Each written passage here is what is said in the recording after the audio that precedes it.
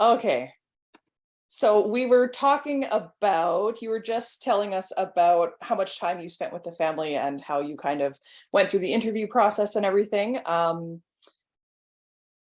I believe, I don't remember exactly where we cut off, but was there anything else that you wanted to tell us? You had just told No, us I think, about the last yeah. interview with Issam.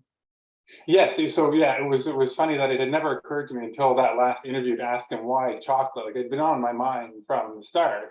It just seemed such an unlikely choice for anyone to make, let alone, this particular story.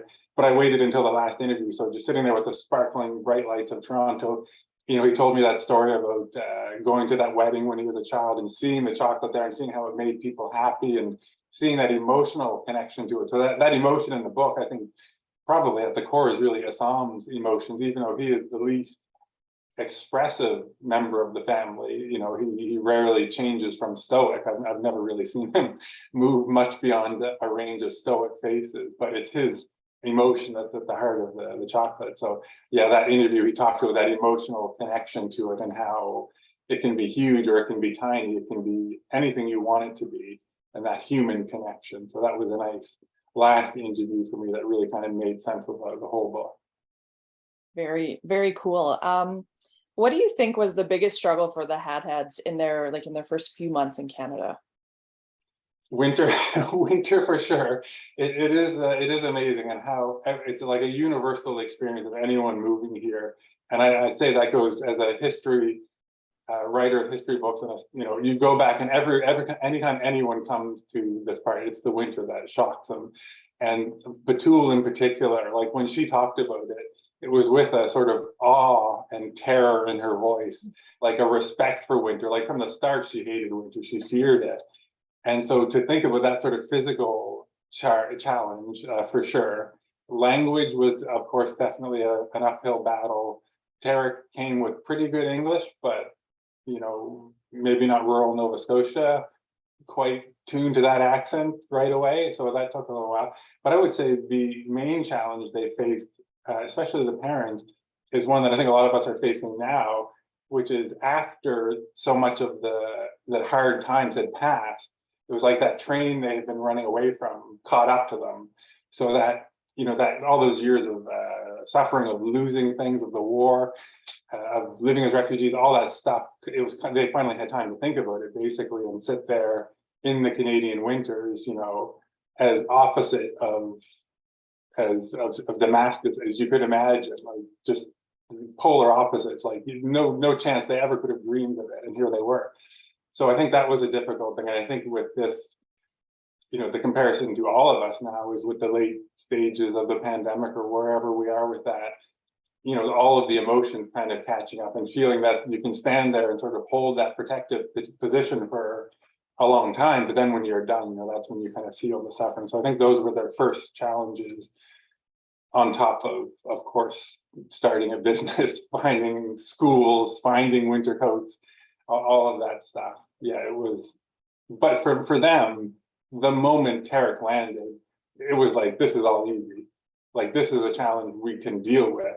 Yeah. Like, this is going somewhere. Like, after so much waiting, so much losing, they were finally able to work again. So it was challenges, but ones they were delighted to embrace. Yeah.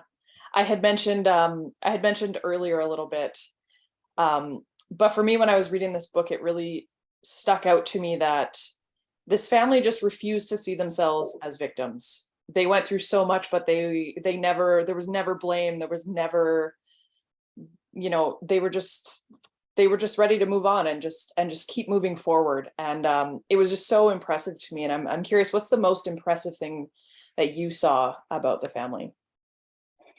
There's so many things. Also, I'll say one thing kind of in an indirect way. As never seeing themselves as victims. Yeah, that was their strength, and I think a lot of the appeal, but also just the core of who they were. That they had just always been that way in good times and bad. It's just the hard times revealed that character a little more sharply. But in terms of how I saw that determination or that positive energy, it was all of those other people I interviewed. So that was the other story I wanted to tell. Really, was the dozens of people in Antigonish who had done big things and small to make this happen. And as I say, I'm sure there are communities in Edmonton, there are communities all over Canada where this happened, where they welcomed not just Syrians, but Ukrainians more recently. So I interviewed all of those people about how Hadhads, these newcomers, feel better, and they ended up feeling so much better themselves. They almost felt like they hadn't done a good deed yet, like they had gone to help out the Hadhads, but they had had such a great time and felt so much better about themselves. So that was where I could kind of see how that had radiated out around them, that sort of core value, and the way that it had sort of activated it in so many other people. And so many other people would tell me their immigration stories, because other than Mi'kmaq people who they've been, built bonds with, everybody has come to Nova Scotia at some point. So people would kind of bring up their own immigration story, whether it was 10 years ago or 100 years ago. How is your life different now, after having written the Hadhad story? It's different as a writer. It's been a great experience. A lot of my previous books, like I mentioned, The Hermit of Africville, and I'd written a book of a biography of Edward Cornwallis, the notorious founder of Halifax, who also tried to exterminate all of the Mi'kmaq people when he landed here in 1749. So those are books that, like, people don't want to read, I feel maybe they ought to read them.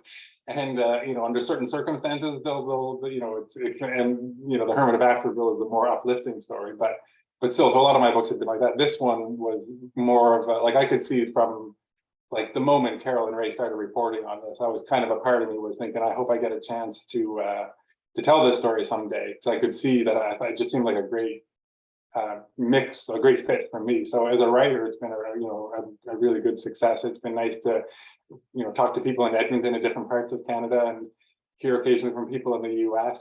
So that part has been great. And just to have my name associated with them has been great, because Tarek's in the news constantly doing amazing things, winning awards. The film keeps doing well. So it's just been a fantastic, like everybody else, I would put myself in that category. I thought, I'll do something to help them out. And I ended up feeling so good about the experience myself that, it's just been a terrific experience. That's fantastic. What's one of the biggest lessons that you learned from the Hadhads, from spending all this time with them? I learned a lot. One of the things I found really interesting was how they present themselves, because a lot of the things that happened, like one of their early success stories, or early stories that kind of caught the wider imagination, I should say, was the Fort McMurray fires a few years ago, those devastating fires up there. And what had happened was, always they had charity in the business, and you see this in the book, but they would just give money to worthwhile causes. So they carried that on in Canada, and they had just decided at a family meeting, when it was a very small, like, farmers market business, to give the month of May's proceedings to there. And I don't think they didn't post anything about it. I don't think they really had much of social media back then. They were very small. And Carol and Ray, my colleague, just heard them say it in passing as she was leaving, and typed up a story on her phone and emailed it to the web desk. And the story about this just went bonkers. It went all over the place. And so that sort of thing, it impressed me how they were able to be themselves, to genuinely express their values, and also do it in a way that embraces the story, shows the story of the chocolate, and is good business sense. Like, I think it's a really fascinating combination. Like, I always approach this as a business biography too, and I learned a lot about running a successful business, and how it wasn't just luck that Sam started a business in Syria, in Damascus, with nothing, and became the second biggest chocolate company in the Middle East, growing, and would at this point be a huge company in the Middle East, and then did it again in Canada. And so I learned a lot about the business savvy they have, and their creative partnerships, and who they work with, and how they're able to tell their true story authentically, as it is in the book, and as they tell it, and also have a growing business out of it. I think that's one of the things I really enjoyed learning about. That's a good point. It's definitely not luck that they've now built two incredibly successful chocolate businesses. And it's international. There's not a specific strategy for where you are. Like, it kind of tells that story without telling that story, that business is business, right? Yeah. And the things that customers care about. like just to paint a picture a little bit, like as you see it in the book, but Antigonish is as I say, 2 hours away from Halifax, which is, a long flight away from anywhere else. And Antigonish, nobody would think this is where I'm going to start my business, and yet they did, and so to do it there, and they're still there. I think that's important too. That they didn't move. They were offered, but they didn't move to Halifax. They have a shop here, but they're still in the place they started. Yeah, that's incredible. What do you think was the most significant positive thing that impacted Tarek and his family on their arrival? And would this be transferable to other new arrivals? I'll say for Tarek, the main thing that definitely the one story he told me has to be in the book. For the most part, I wrote the book. Obviously, I wrote it closely with them, and they read the first draft and the second draft and the third draft, and they made suggestions, but they didn't. I had authorial control over it, but they didn't. Excuse me. The only thing they told me to include, Tarek told me to include, was not long after he moved here, when he had got his first cell phone connection set up, and it rang, and he's like, "Who is calling me? Literally nobody has this number," and it was a wrong number. But it was from a wrong number from a woman from Newfoundland who was trying to reach her daughter, who had just moved back to Newfoundland. So the mother was in Nova Scotia. And, that was 10 minutes later. And she and Tarek just had this great long conversation. And then she and her husband called him, once a month or so, until his parents got there to settle him in. And then they kind of wished him well from there. And that was the one story he said, you have to include that story. So for him, that was a huge moment when he realized, that what sort of place he landed in, where somebody, and also that he could indeed, if he tried hard enough, understand a Newfoundland accent over the phone at full speed. So that really charmed him. And I think it showed to him the family values that I spoke of earlier, that common, maybe unexpected family values, Syrian Nova Scotian crossover. He saw that for himself. I would say for his family, it was really when he landed. I think they all knew he was the first, but they would all follow. So when he landed, I think they all felt they had landed too. But the spring, the summer, that certainly helped things out. And for Assam, I think it was when he started making chocolate finally, again in the kitchen, much as he had many years before, that he started to think maybe he could build something here too. Mm-hmm. And he sure did. What was your favorite part about writing this book? Let's see. I'll go with the history of chocolate that we started the book with. Oh, yeah. A fun backstory too, especially for people who, I'm sure there's some writers here as well as readers. So from a writing point of view, one of the first ideas I had when I thought about this was that I thought chocolate would be interesting. I just thought it was an interesting, as a chocolate fan myself, and I knew just the hint of the history. I knew it had an interesting backstory, and that it had come from South America originally, in pre-invasion times. So I had that in mind, but I just never returned to it. I could never find a place for it in the book. At one point, I had a kind of archaeological section in there that got pulled out, and I kept trying different things, and I just could never make the chocolate thing work. And then at the end of the book was done. It started, originally at one point it started with the scene of Tarek on the airplane. Tarek's flying to the new world, his family behind him. That was the first starting point of the book. I thought it shows the stakes, it shows him in the air, it shows what it's all about. But my editor at Goose Lane, she pointed out that it should start with Assam, really. It's a book, it's not a magazine article, it's a book. So it should start with the father. So that's when we backed it up to Assam on the beach, making the decision to start that. And so that's where it was then.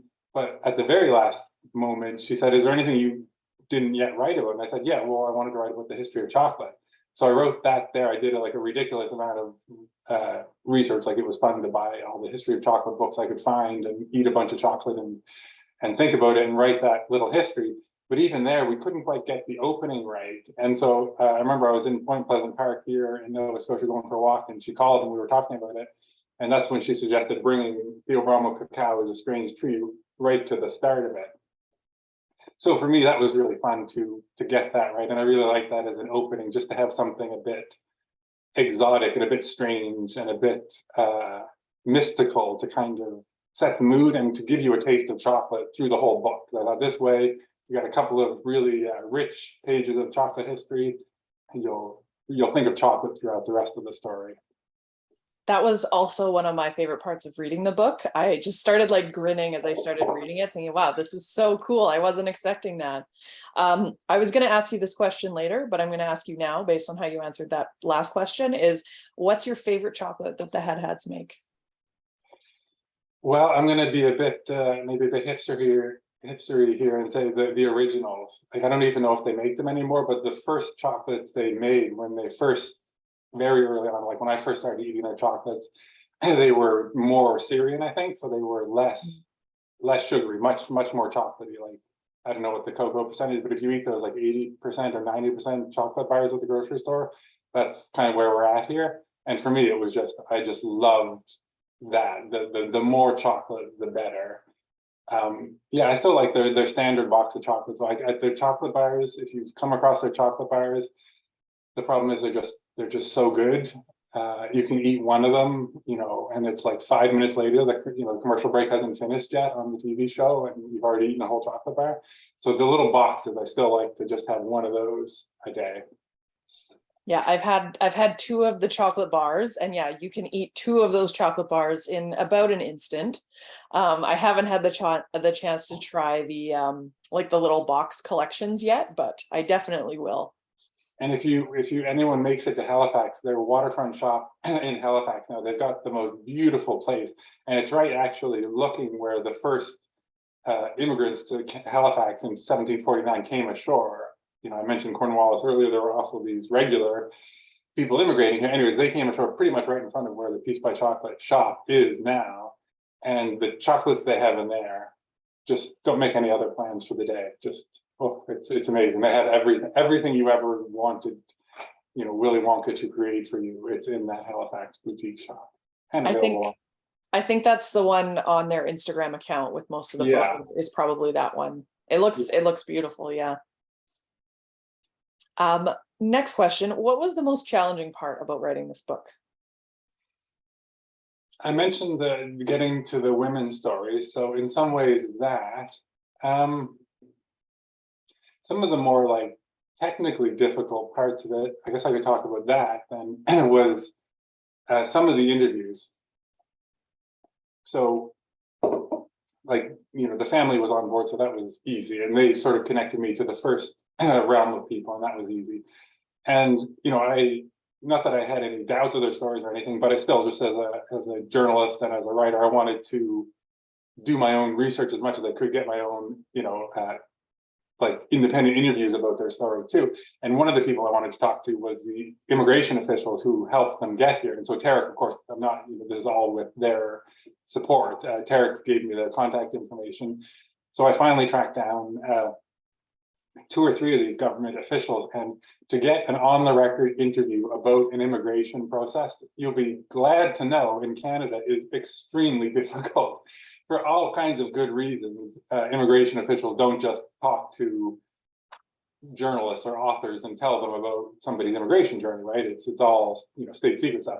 So to get those interviews, first I had to find the people, and these people are not easy. They're not listed anywhere. As Tarek gave me their names, but even there, to actually find some ways of getting in touch with them, getting them to write back to me, and then going through all of these forms. The family, of course, had to sign forms, and eventually we did get to those interviews, and they were well worth the effort to talk to those people, to get that other perspective, and to get the sort of full story about this kind of wild process of suddenly trying to get 25,000 people from one country to another, and looking at like taking cruise ships or looking at anything, and and I always love talking to regular government people, just the people who work in government, just the passion they bring forward. And all of the immigration people were really happy to talk once we got all the things cleared. So I would say in some ways that was the most difficult research part of it, was getting to that kind of information. This question kind of sort of ties into that. This one was submitted by one of our readers, and she says, I was surprised to learn that Canada doesn't recognize any of the education or like volunteer work of medical professionals. Like none of Tarek's, none of his experience was deemed valid, right? She says, do you think that Tarek's story can help change some of that policy? Yeah, and I would say on the kind of good news side, at least here in Nova Scotia, we're having a similar deja vu with Ukrainians who have come here, a couple of hundred Ukrainians who have come here recently who are nurses and so on. And they do seem to be speeding up that process in some ways. And I think, obviously, Tattrie in a lot of ways was such a clear-cut example of it. He likes to tell the joke about, somebody told him about how if you're in Toronto, if you're in a taxi in Toronto and you have a heart attack, you're probably best off just to stay there and let the doctor, use his skills or her skills from the front seat, because there's so many. But I think Tattrie overall, it's in some ways, I feel like he understood it in a bit, like, he understood in some ways it's such a difficult situation because his records were not accessible. It's not like he could write to the University of Damascus and have them transfer his records because they had fled the country in very dangerous situations. They can't really go back to Syria. And so much had been destroyed. There was a lot of difficulty. And I think he, in some ways, could understand that it's a difficult job to be a doctor. But I think also for him, he shifted fairly quickly. Like once they got the new facility and he walked in there and saw how big that space was and how big the company could be, he switched gears. And at this point, I don't think he sees himself as a doctor thwarted, but as, he's doing the thing he should be. But yes, I think he talks about that a lot and how there should be ways to find people who can do these things and to add it up to something that makes it valuable enough that they don't have to start from scratch. Because some of his credentials would be recognized, but basically he would have had to start over again and work from the bottom. So he brings that up a lot, and it looks like they're finding ways now, at least as I say, in Nova Scotia, to improve that. So hopefully it continues. That's good. Like there's ways that as lawyers can challenge the bar exam, right? Maybe if these people can challenge, the exams, the content that they already know. But that's great to hear that there's at least some progress on that. This one, we've kind of gone over this, but I wonder if the way that this question is worded might bring out something else for you. They say, there's a rich level of detail in the book over a period which must have spanned many, many years. How did you go about getting the level of detail and accuracy over so many years of the family's history? Thank you. Yeah, I really wanted it to feel like that. Like I wanted it to taste like their chocolate, to be that rich and that sweet and that in depth, like their chocolate leaves a memory with you. So a big part of it was the way I wrote it. So this was my, I think, 7th book or 8th book. And up until that point, most of my books, I had just kind of written like a bullet fired out of a gun. Like I just felt like if I didn't write them immediately, they would disappear and I would never see them again. And so everything was kind of frantic, and usually there was a quick turnaround between pitching a book and actually getting it published. So everything was pretty quick. But with this one, I really wanted to kind of stop all of that, break down everything I'd done before as a writer, and learn to write all over again. And that's why I did a master's degree at the same time and with this book. So a big thing there was I worked with mentors like Harry Thurston, who is a great Canadian writer, Nova Scotian writer, who wrote a whole captivating book on the marsh in his backyard, just on the creatures coming and going there.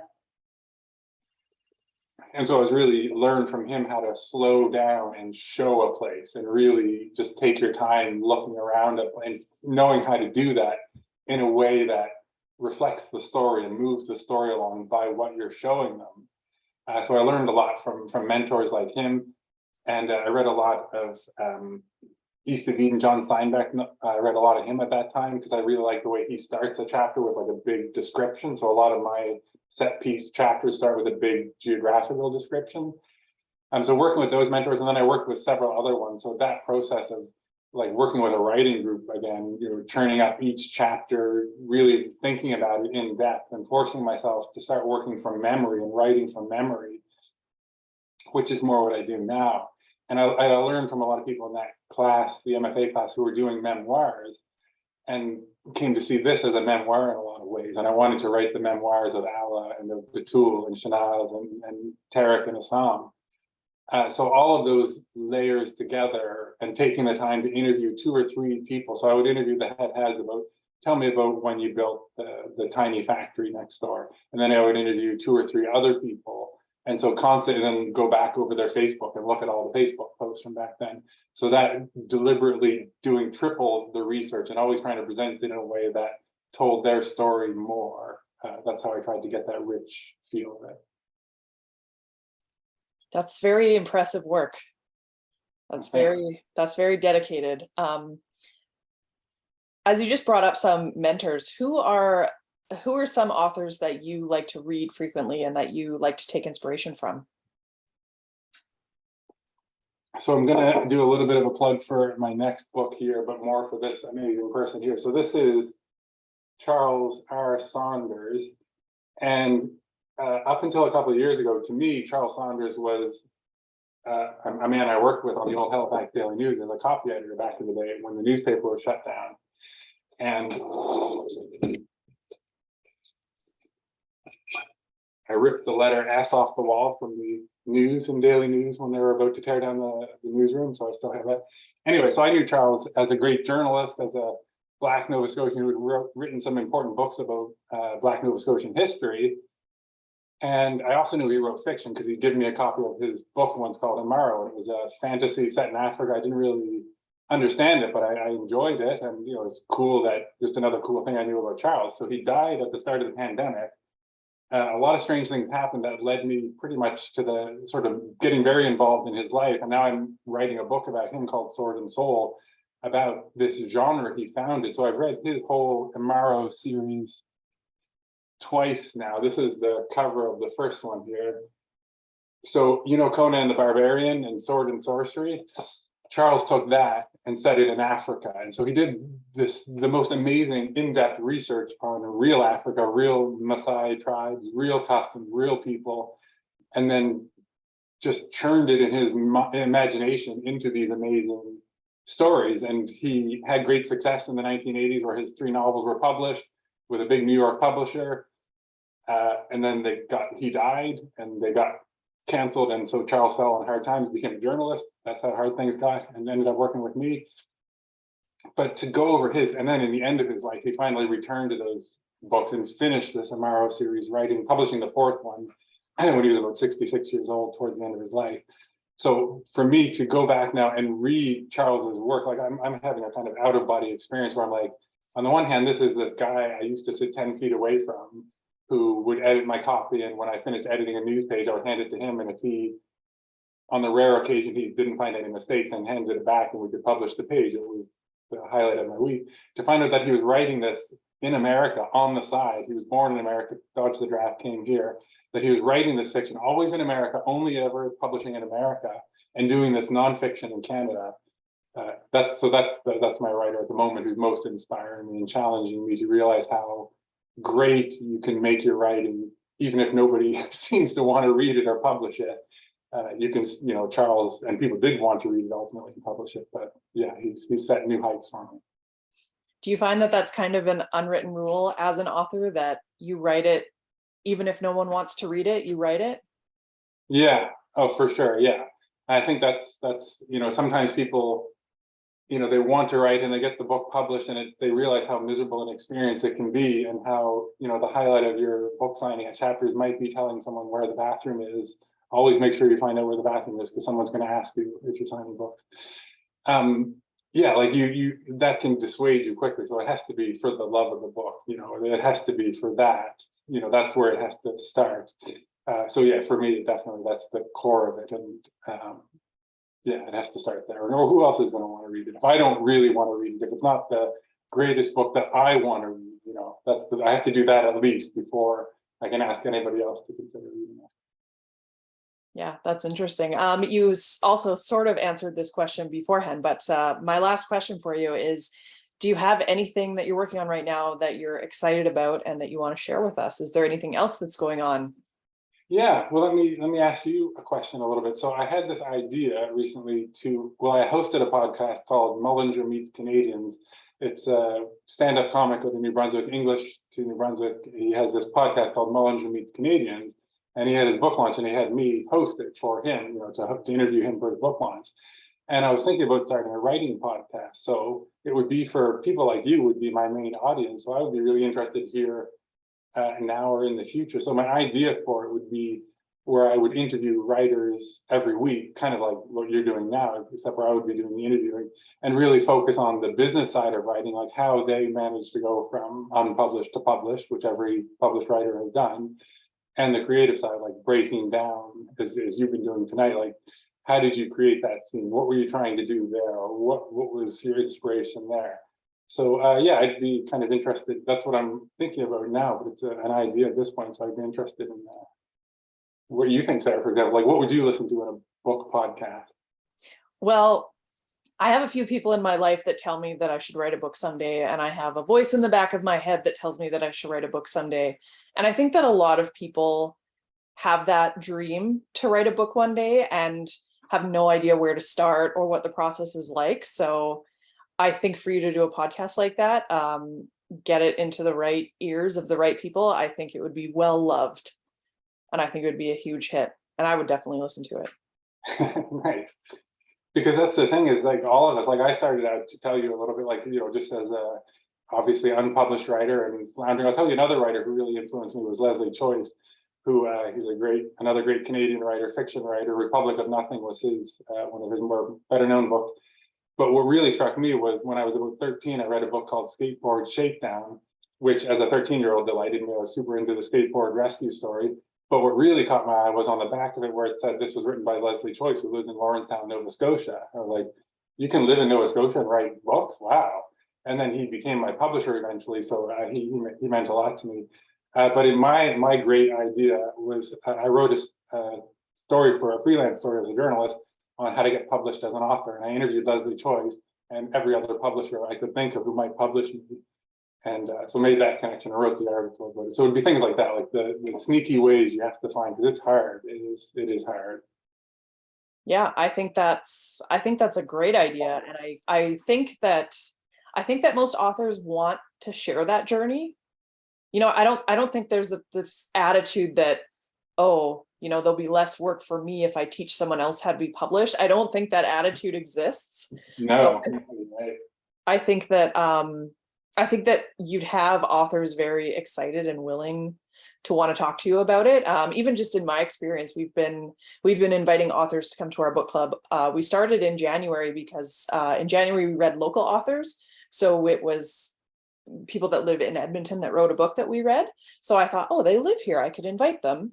And then we've just been inviting people every single month, and there's been actually a lot of enthusiasm for it. So I think just even that little tiny tidbit is that authors they do like to get the opportunity to talk about their work.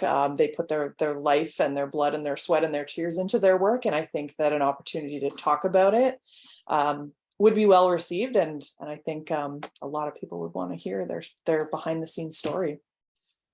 Excellent. Thanks.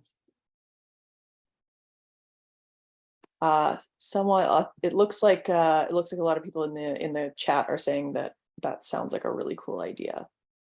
One person also asked, do you still stay in touch with the Hadhad family, which was our first question.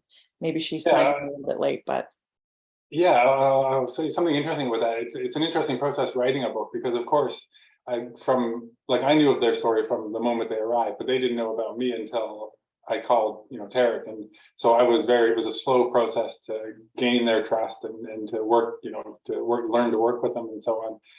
And then we go through a period where, I'm asking them questions that their closest friends have never asked them. It's a very intimate process, a very trusting process to get to these stories, to really go over the details and what were you thinking, what were you feeling. So you go in and it's that close, and I'm seeing them all the time. And of course, for several years, I'm not only seeing them, I'm writing about them, I'm thinking about them, I'm editing them. It's constantly in my life. Like my family, they just learn to live with whatever book is haunting me at the moment. And then once the book comes out, it's kind of a gradual cooling and a stepping back and almost a return to strangeness in a way, or a return to those boundaries, especially in a story like this, where, as I say, earning that trust was difficult in the first place, and I think sort of leased to me, licensed to me for that period of time. So in some ways, I'm not as in touch with them, but I always text her, when I hear the many amazing things that happen to him, and he's always happy to hear good things happening for my family too. Well, if you do ever talk to them, tell them that our Vintage Fork Book Club loved reading their story. I will. Thank you. Yes. Yeah. Yeah, very cool. Perfect. Well, thank you so much for joining us today, Jon. It's been fantastic. I apologize for the technical glitches, but it was so nice to have you here, and I can't wait to listen to your podcast. Excellent. Thank you very much. I appreciate you guys. Thanks for inviting me. Good luck with the book club. Thank you so much. Thank you.